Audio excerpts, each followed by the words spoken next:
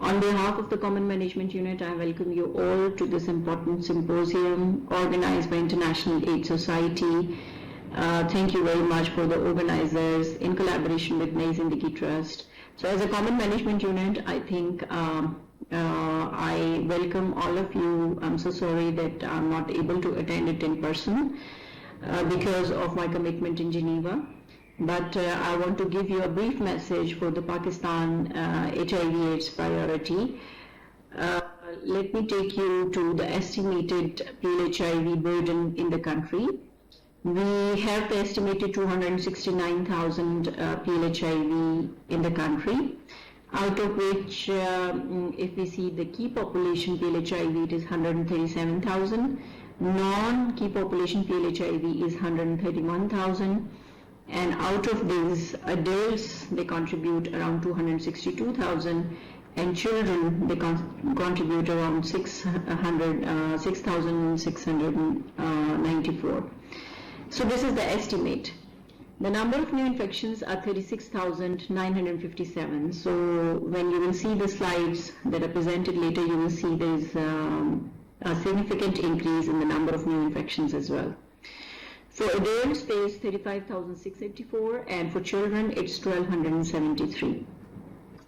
So this disease burden is distributed like in Punjab, it's 52%, which is like major contribution to this disease burden in the country.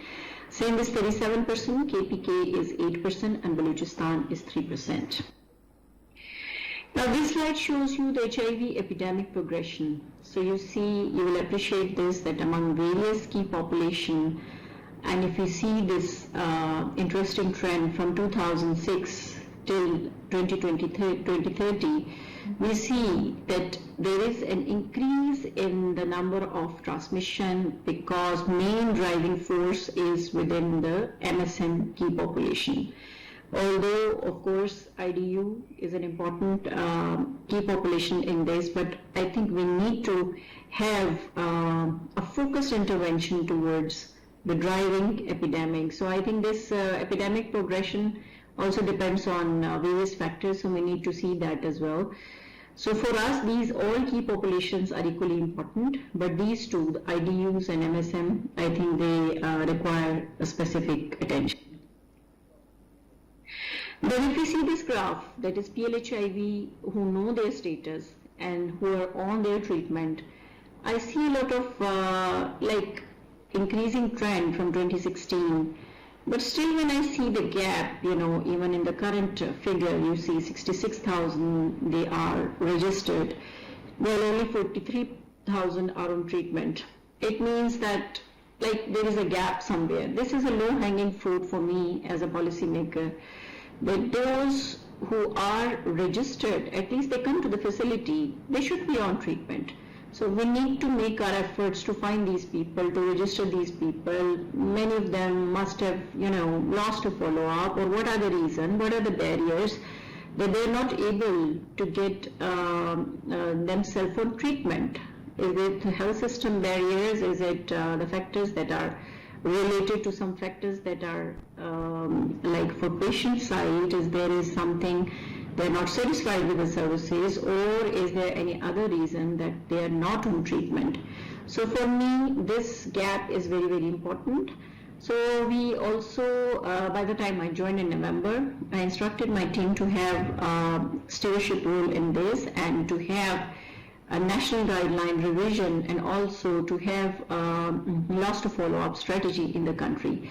So they are working very closely for this, and we have a first technical working group meeting, and I'm very thankful for all the partners and all the colleagues who were part of this technical working group to really devise some loss to follow-up strategies. So now we have this document, and I think our colleagues, Dr. Saima, Dr. Umair, Dr. Qasim, who are attending this symposium, they're going to share with you the loss to follow-up strategy as well. So this is very, very important that we have to have focused intervention so that this gap is closed. Coming back to the key challenges, stigma and discrimination, of course, this is one of the biggest challenge, and lack of social supports. You see, because I'm looking after 3 programs, TB, HIV, AIDS, malaria.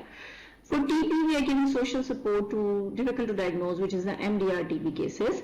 But for HIV, I see a disconnect, We are not giving any support, social support as a program to PLHIV. I think we should be giving. So this is what I was discussing with my team, that those patients probably, if they come to the facility and they don't come again, probably it's an incentive for them that we give a social support in the form of food, or like one of the partners is doing this.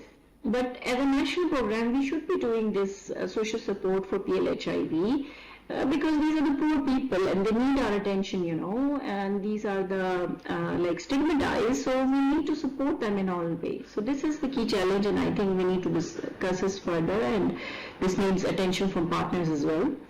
Then suboptimal HIV prevention and testing coverage among the key population. As I've told you that prevention testing coverage, although it has increased, but obviously looking at these 95 target by the global community, the achievement is not very much promising. So we have to do something to increase our coverage.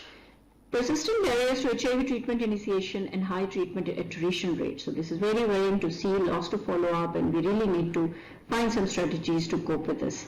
Partial integration of the National HIV Management Information System and a leaky HIV cascade. So another priority for me as a data person, as epidemiologist, was to work on this HIV HMIS. So I'm thankful to UNDP, I'm thankful to UNAIDS, I'm thankful to all the partners who work together, to my own team at the national level, that they're now sitting together and they're devising ways that all the data that comes to the national level, it should be cleaned properly from the provincial level. So we have a data cleaning exercises that is taking place at all the provinces.